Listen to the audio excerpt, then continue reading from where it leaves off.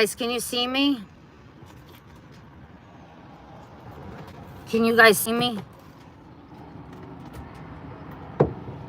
I gotta make sure this is loud. Give me a 5x5, guys.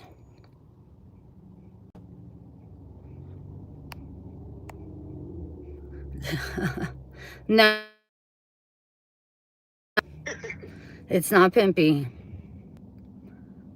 Are you guys disappointed that it's not pimpy? So let's get started, because I have this amazing person already waiting and I don't want to make them wait. So I highly respect this person, and just for everything that he does. And he's a great asset to this community. He's been involved for 15 years, so he knows a lot about the Iraqi dinar. So without further ado, the greatest ever, and the person I really respect again, Militiaman. Say hi, Militiaman. You're live. Hey, everybody. Thank you, Maria, for having me. Militiaman here. And, yeah, I have a few years under my belt being around and studying the Iraqi dinar. And I've always been a believer because I did my own research on the Iraqi dinar. And once I found some information, probably 15 years ago, a guy that was interested in gold, and we were in gold trading stocks and all kinds of different things. And he said, will you study the dinar? I said, sure. Well, he called me on the carpet. He said a couple months later, he asked me a question. He says to me, he says, did you study the dinar yet? I said, no. He goes, well, I thought you were a man of your word. I went, oh, man, he pulled that card. So anyway, I went and did some research, and then I found some interesting information on the IMF website, specifically related to the Iraqi dinar. And when I found a 198-page document that said $3.22, I said, oh, okay, I get it. I'm in. And so I've been involved on paying attention to my investment. I'm not a professional. I'm not giving professional advice by any stretch of the means, but the bottom line is that I'm a believer, and I have some experience in markets, and I found that there was value, and it's been proving itself for the last 15 years. So thank you for having me. I appreciate that. I thank you for coming on. Everybody's so excited that it's you on here. They thought it would be pimpy. They were about to leave my live stream. well, hey, good luck to Pimpy. No, it's Militiaman. I'm Militiaman. I am definitely Militiaman. We got the best of the best here. Before we get started, guys, though, I wanted to let you all know, because I know a lot of you have a lot of questions, and we'll try to, I don't want to, overwhelm Militiaman. We'll get to some of the questions that you guys have, but we have a limited time because he's a busy guy, and I'm very grateful that he was able to come on. But if you guys have, your questions, he has Discord and Patreon, that in Discord, you could actually ask him questions directly, and he answers them. He's got a great team. I know them personally. And by the way, Samson, his news hound, is a woman. It's not a guy like somebody says it is, who steals information. Samson is a woman, and she's really great, and she brings in a ton of information. He's got Gigi. Is Greg still around? Oh, he is. He's a busy man, but he does stop in on a regular basis and keeps an eye on us. And if we need something, he's kind of a go-to guy. But I think we've got it dialed in that he can keep doing what he's doing, but he's definitely part of the system. Yes. And they got, they have people that come on, like Pompey Peter. Can I mention some of the crew, Militiaman? Actually, why don't we just keep it like this? We have a crew because everybody's got business and everybody comes and goes.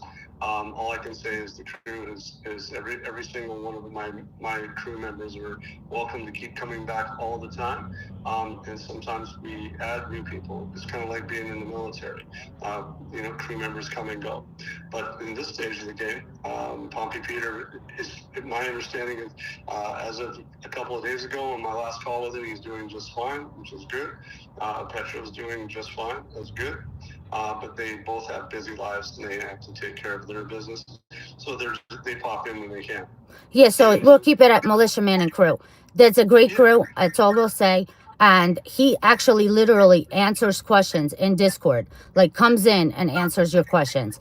So if you guys, want your questions answered, you want more detailed information, Samson also brings in hundreds of articles every day. Go join Patreon, and the Discord is free. So I personally love it. I'm so busy, I haven't been in a while, but it's great. I had a great experience, and I'm going back in. It's always great experience at Militiaman and Crew. Well, So thank you. Thank you. I'm glad you enjoy it. A lot of people do. And yeah, Super Samson, she's an amazing person that does quality work. And we try to keep our site as real as possible, because we get it from the data. So if you've been following along for I don't care if it's 20 years, you can probably see that the progression of where Iraq is today in comparison to what it was going on in 2012, 2016, 2018. And there's reasons for all those different time frames that we were very excited. But unfortunately, real life is real life. Investments are not easy to handle, and sometimes it just takes diligence and to know what you own. And I'm a very big advocate of knowing what you own. And you led in with some crypto type situations. Well, new technologies are really important. People understand, and just because we were invested in the Iraqi dinar doesn't mean it doesn't have a correlation to new digital environment.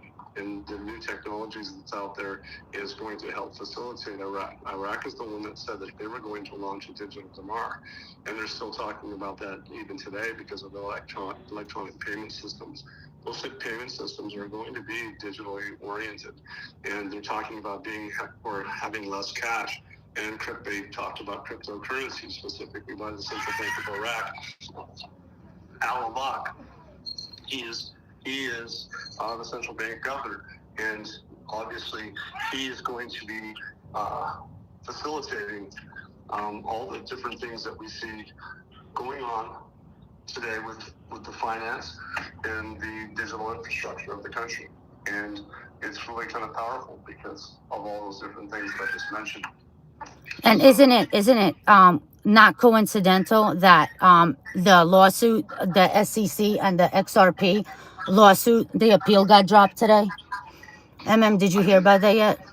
I did just see that. I've been monitoring it because we do have in our Discord chat room, we have a few little rooms, threads, if you will, that have some cryptos that are involved in that people can come in and check that out and give their input, because obviously we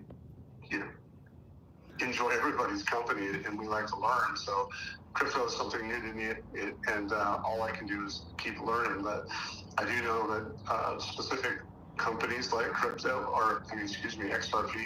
is a new technology that's going to be very, very powerful. And I think that there's others that are going to be complementary, because they're going to work in facilitation of like a bridge currencies. And that's just the way it's going to be. And it's exciting times. And the dinar is going to be part of that, I believe. Now, I have a question. So, as far as the HCL, so they're going to start flowing the oil sometime in the next, like in the morning, Iraqi time. That's what being told, in my opinion. Yeah, and by the way, guys, this is not financial advice. It's for entertainment and educational purposes only. So basically, the HCL. So once the oil starts flowing, how does that affect the citizens and the whole government of Iraq? If you can talk about that. Well, okay, the hydrocarbon law effectively is the oil and gas law, and that's been on the books for many years, and they haven't resolved that yet. But the ultimate situation is that they're going to have a valuation of their assets, because the citizens constitutionally, in my view, in my opinion, is that those constitutional rights will have part of that valuation of those inputs, if you will, and outputs, which is their unified treasury account is going to be involved in all that. They're going to be able to get stimulus from that. So ultimately, those constitutional rights is because all the natural resources of the country are part of the constitutional rights. And so the oil and gas law is going to need to have a real effective exchange rate to be able to decide what percentage the citizens get, and hence you have the unified treasury account. That unified treasury account is to be able to pay the citizens, and they're going to probably do that on an electronic basis, so that they can have their cards. And like today, and if you read closely to Al Locke, he's talking about warning people that if you're not in the formal market, the formal market means that, to me, is that it is specifically related to the legitimate market. For instance, like the ISO 20022, right? That is the SWIFT system. It's a new upgraded blockchain type system, as far as I can tell, and that's where they're going to get paid. And so if you're not hooked up and you're in the informal market and you're dealing in cash, you're going to probably not be able to attain your purchasing power when they do a real effective exchange rate. And that was a clear warning when that was there. So ultimately, the hydrocarbon law and the oil and gas law are two in the same things. They're just two different acronyms, if you will. That's what takes place. So ultimately, how is that going to work? Is that it's going to work in the sense that they have an operational side. This tripartite budget they have is from 23, 24, and 25. The years 23, 24, and 25. And they have an operational side and they have an investment side. And the investment side is something that's separate, but they have, this is kind of confusing, but operational and investment is all that stuff is being paid specifically for the citizens' needs under constitutional rights. That's why salaries to some degree outside the Kurdistan region get paid on a regular basis, and they get their money technically now at this stage electronically. But the bottom line too, though, is that the real investment for outside of the citizens' needs, projects and stuff like that, that's going to come from the investment side of the budget, which has never been exposed yet. And that's where the biggest projects are going to come from. And that's going to come from, because the fact is, once they revalue their currency, in my opinion, is that they're going to have a valuation that's going to become far cheaper to be able to build the country in dinar terms, not in dollar terms. Okay, their oil money they have allocated for 23, 2024, 2025 comes from the operational side of the budget, and that comes from their oil revenues that's already been allocated in June of 2023. Okay, and so there's a big difference there. And another thing, when it comes back to the exchange rate, I think some people have a misnomer about it, is that when they do a revaluation, redenomination effectively, they'll probably consistently do it at the same time, which means is that once they drop the 3 zeros from the exchange rate, then they'll have to redenominate, because they'll have a need for the redenomination, or they're going to do it all at the same time. That's how it's going to work. It's coming off 3 zeros isn't coming off the dinar. In other words, your currency is going to be worthless, and they're going to do a lot, like some of the people that you mentioned at the very beginning suggest. It's basically going to be like I just told you. And so I would suggest that once they do that, and the application is that the question you would ask is, why haven't they exposed the 23-24 reconciliation for the budget tables for 2025? Well, the finance ministry has obligations. She is the legal authority. Central bank is the money guy. And what did they do? They've done things in the past. I mentioned March, but I'm not going to get into that, because I don't know that's everybody would have the ability to find out what they talked about, and that's okay. But the bottom line is, they did publicly talk about it again in 4833. They talked about two things. Well, they talked about four things, but the second thing is they talked about 4833, but there's the internal regulations. That's the finance ministry specifically says that. And the other side of that equation is, well, there's two people involved in this. That's the central bank and the finance minister. The second thing was the financial lists from 2024. So you have to think about it for a minute. Why is it just only talking about 2024? Well, you have to have reconciled 23 and 24 to get to 2025. Hence, Tay Sammy, the finance minister, hasn't yet exposed those to the parliament. Parliament would probably leak out the information once they get it, because once they get it, that's going to be where that purchasing power is. They're not going to want any manipulation, insider trading, or anything like that. They're going to do it properly, and that's what the central banks are all about. And so is the largest stakeholders in the world, which is the IMF, the Bank of International Settlements, the U.S. Treasury, et cetera, the United Kingdom, all the coalition force countries. They're not going to want any manipulation to go on. They don't want counterfeiting. They don't want any of that stuff. So all of that's coming together at this stage of the game. That 4833 was published on the 31st, and it just so happened to coincide with the United States having an executive order talking about digital currency. I believe that to be true. If I got that wrong, then forgive me. But the bottom line is I believe that to be the case on August 1st, the same day that they shipped out an interesting shipment of oil that is said to be the first of its kind. Well, we all know that they've been shipping oil out of Iraq for 15 to 20 years. So there's something different about that. And something happened at that point in time. And so contracts have time frames on them. They all have time slots that they have to be executed. Well, the interesting thing about that shipment that went out, if you guys look it up and do a deep dive on your search, you're going to find that why that article about the certification that they have is important is because they probably got paid before the ship or when the ship left port. And so that's why everybody should be really pretty excited to see that, well, what Al Alak is talking about is really, really important as well. And we go over that in Patreon. I did it on my video tonight. But you're going to see, there's an interesting time frame. It's obviously, Maria, as you know, we don't get dates. We're not giving rates.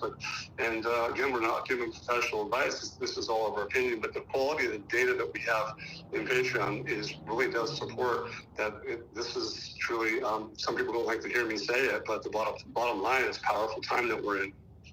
And by the way, guys, please go watch. What time is your video going to be on YouTube? It'll be within the hour. So I want all you guys to go watch him because he gives really powerful information. They have a question. Just a few more questions. So when the currency is going digital, right? They're going to collect all the 3 zeros, the 3-0 notes. Like they're going to go back to the Treasury or the CBI, right? The 3-0 notes, if you guys really have done some good research, you'll find that they have been collecting 3-0 notes for the last 2.5 years. And ever since they started these new electronic cards, they've been doing digital transactions, which is effectively reducing the note count on the street. And if you remember back in 2018, there was a video out. I don't have it. I don't have it. I've watched it, and I have too many people that I trust and have watched it like I did. But they had a video. I think it's been scrubbed. But the bottom line is they have machinery that was in Iraq that was destroying perfectly good 25K notes. Think about that, though. You have 100 trillion or 120 trillion dinar that you have to reduce the note count. Well, they're doing it digitally, and they also did it by burning and making the money into pellets for fuel. It's true. But the bottom line is that the note count out there is probably already down to a point that what's left outside the country, which means me and you and everybody else, is still legitimate. They have to honor that. I don't think the United States Treasury owning between 7 and 9 trillion, in my estimate, is going to allow Iraq to just, wipe that out overnight. Nor the UK, maybe 2 to 3, 4 trillion. And then, you have Canada, Australia, all the coalition forces hold dinar. And many of the regional countries around them, Saudi Arabia, everybody does trading partners probably have dinar. And they're probably just not going to be allowed to let Iraq, in this particular case, try to do anything that would jeopardize that investment. And so people that are coming in and say they're going to lose $1 trillion dinar, for instance, right? Are they going to come in and invest in the country? You see all these big businesses like BP, you see Chevron, you see Ernst & Young working with them, the largest financial institutions in the world, K2, Oliver Wyman. All those countries are going to be just obviously going to take a bath. Come on, man, you got to really think about that for a minute. So ultimately, the answer to the question is it's coming off the exchange rate, and I wouldn't be worried too much about the no count on the streets. And they also just want to know if you heard anything about the banks and the businesses shutting down prior to the rate changing, in your opinion. I don't hear anything about that. I'm not, my assumption is, to be honest with you, from print I don't have anything that the banks are shutting down. What I do have is that the banks like Rapidan Bank and Rashid Bank have been involved with Ernst & Young, K2, and those ones I've mentioned, all for Wyman and restructuring.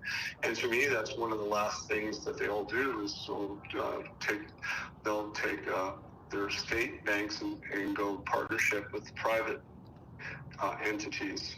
And I think we have evidence of that it's probably in the final stages of that. And what does that final stages mean? I don't know if that's today or tomorrow or what, but when they're in the final stages, I think they've been in progress. And this situation is like, well, look at the WTO again. It rears up and is, I called it chomping at the bit, because they're going to make money off the new West-Cutta system, electronic taxation, all of these things, and all the trade is going to go through the development road project is a component of it.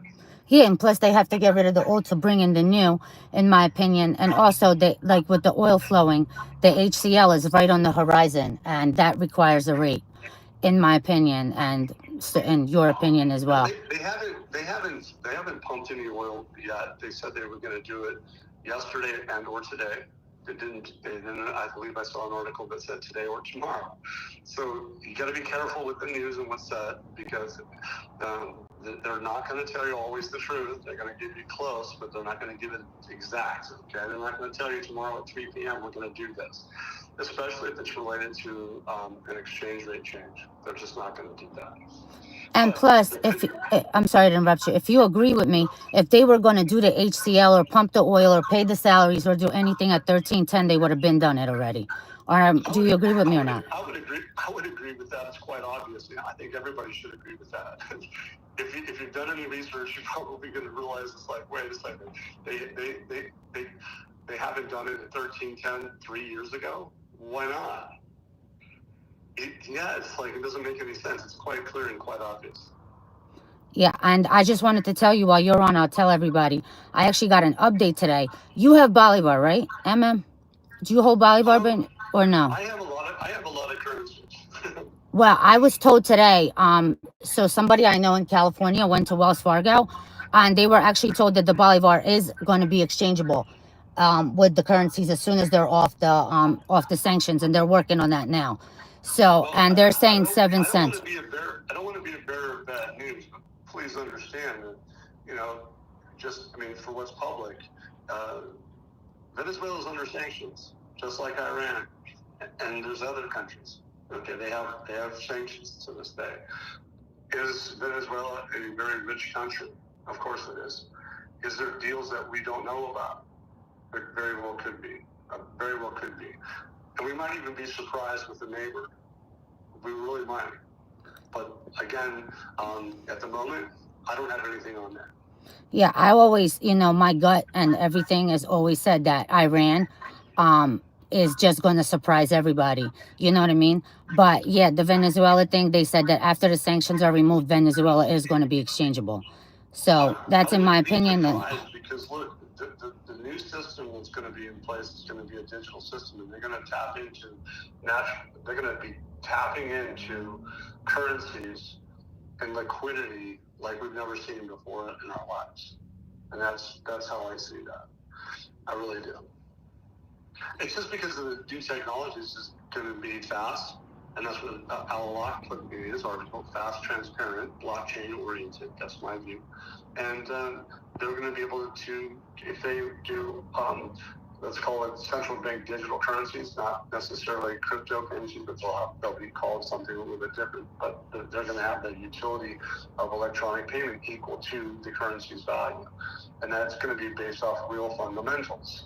Real fundamentals takes into consideration a lot of things. people should do your own research and check out what components are used in a revaluation, what is entailed in all that. So those are some of the concepts that I have in my head that I would believe that real fundamentals are going to be really important. And some of these countries, two of them which we just talked about, aside from Iraq, do have some good fundamentals. Unfortunately, they have some problems. They have some serious problems, and those problems may very well get resolved, especially at this stage of the game. It might be beneficial for everybody to be on board and play by the rules, and that's transparency, and that's know your customer, and tracking the money, agree to be involved in the system.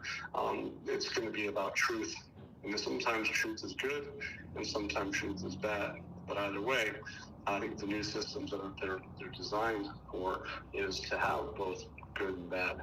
And so if you're bad, they're going to know it. They're going to know the truth. If you're good, they're going to know the truth. And so I think everybody should pay attention to that, because that's going to be all the way down to us. Yep. And last question for you. In your gut feeling and in your opinion, do you think we're close or not? Just your gut. Like, you know how Mark Z says gut? I'm sorry, Mark Z says what? Like his gut tells him if we're close or not. So they want to know what your gut is telling you. My gut says it should have been done, 15 years ago.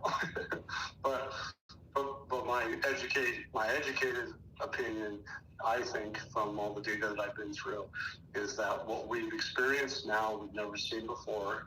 Even in recent times, we haven't seen this. I think it's because of the nature of interconnectivity with all these countries, because every single country that's a regional partner in global trade, many of these countries that everybody talks about specific currencies, I don't care if it's from Asia or wherever, a lot of these countries that are specifically being talked about have a specific relationship with Iraq, and that's called trade. And so my gut tells me is that Iraq has put in the Gazette 4833, like I talked about. To me, that tells me, my educated feel is Iraq is going to be, it's imminent, in my view, that she's going to reevaluate her currency, and that can be quickly.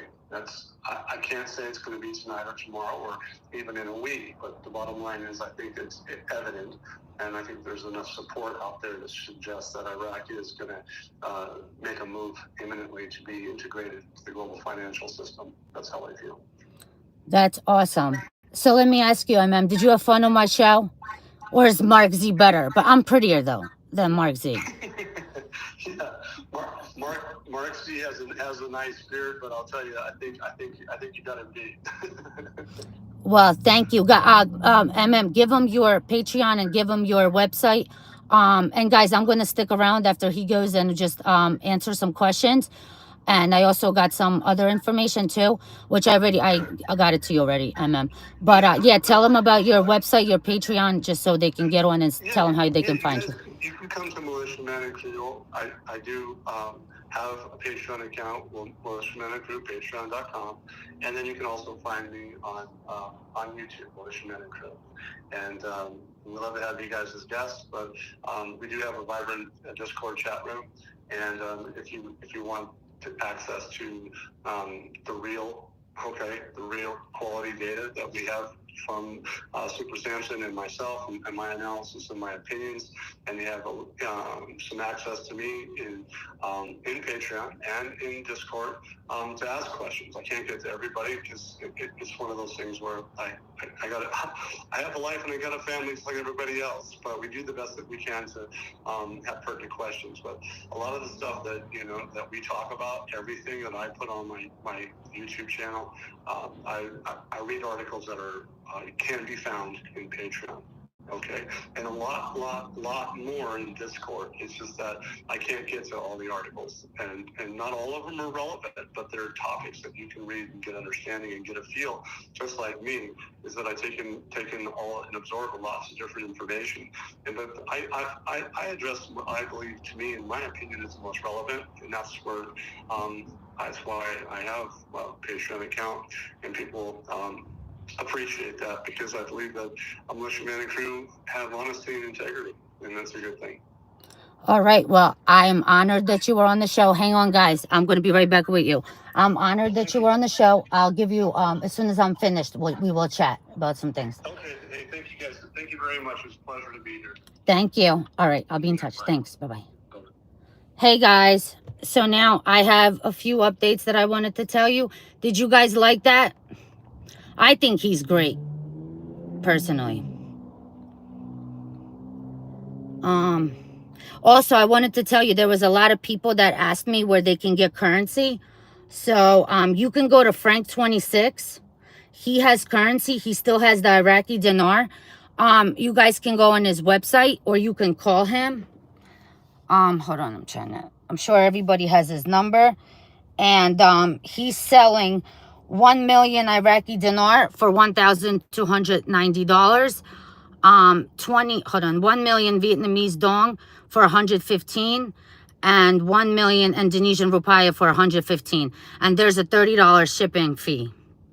So you guys can get in touch with Frank for currency. And also follow Frank 26, because I'm telling you, for solid information, it's Frank 26, Militia Man, Mark Z. I'm somewhere there, you know what I mean. But they're the big heavy hitters.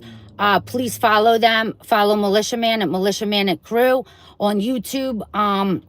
He's doing a video tonight. He gives a lot of good information. Follow Frank 26. I absolutely love Frank 26. You all know he's my hero.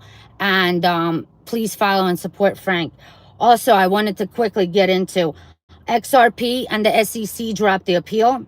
They're waiting on official documentation from Judge Torres, and then XRP is going to fly. I saw a comment in the chat about XRP. XRP is backed by gold, XLM is silver, and XDC is copper, for the person that was asking. I have the documentation right here. As far as I'm going to post it. Hang on. Let's see. Also about, I'm going to go over the deleting of the zeros again. I love Pimpy, but we have a difference of opinion. And as Militia Man just stated, it's coming off the exchange rate, not the currency. And I'm going to read this for people that did not see it in my posts. This is from one of the people in Iraq. His last name is Mohammed told Jarida. It's a publication in Iraq.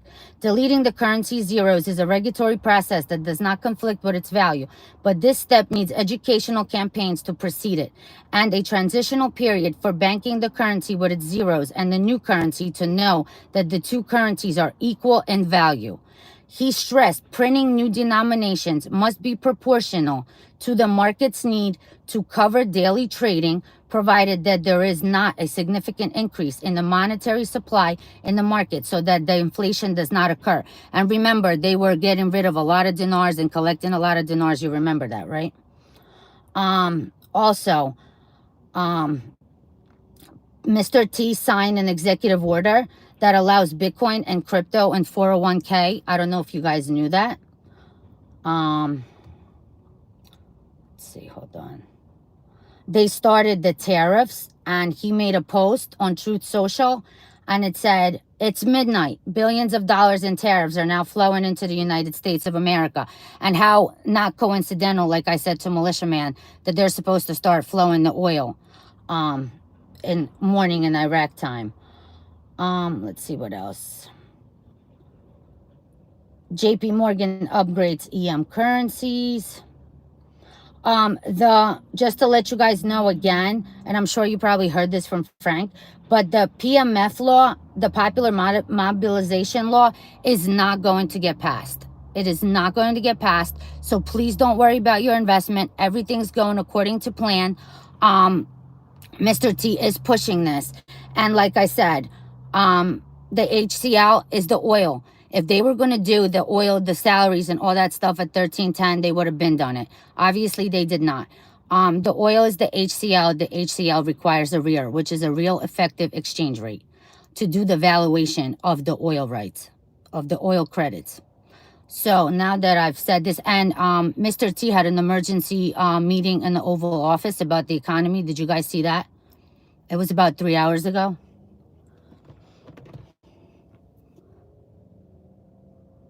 And I'll repeat the story about the Bolivar. and I'm going to say it in my opinion. I know didn't really agree with me, but this is what the person was told. They were told that it is sanctioned, but once the sanctions come off, Venezuela is going to be changing their currency, and you will be able to exchange it in the United States of America at 7 cents. And I'm saying this in my opinion. And this was Wells Fargo Bank in California today. Yes, Richie. He says you have to delete the zeros to get the 76 cents. Yes, that's correct. Charred cruise, HCL is done right. As soon as they flow the oil, they have to show the HCL, in my opinion. Because the HCL is the hydrocarbon law.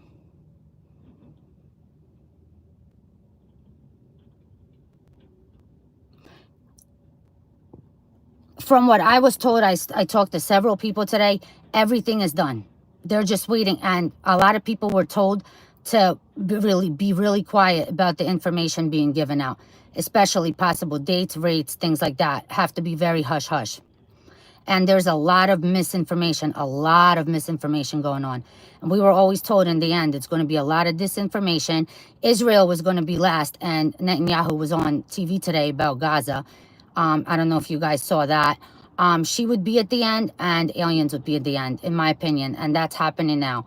So, and like he said, like, you know, I'm telling you, I know my gut's been wrong many times, but I'm just feeling butterflies, all kinds of like emotions, that this thing is just about to pop, seriously. And as soon as it does, I will be right on here telling you guys that it has changed on CBI, and I'll be probably super excited. So I'll just tell you guys that it changed and what to do. And then the next day, I'll come on and go over procedures and different things like that to help you guys out with your exchanges. What else? Hold on. Yeah, it's going to happen overnight. So be ready, because I'm going to do a YouTube at 3, 4, 5 in the morning. So just be ready for that. I have my crypto manager from Caleb and Brown. He'll be on Sunday. I'm waiting to confirm a time with him because he's in Australia. So it's going to be my members only. We're going to try to do it on there. If we can't get it on there, we're going to have to do it on this public side. But my members are going to get some extra information for members. Also, the real estate agent is scheduled for Tuesday at 8 p.m. Eastern. And the wealth manager and the financial advisor next week as well.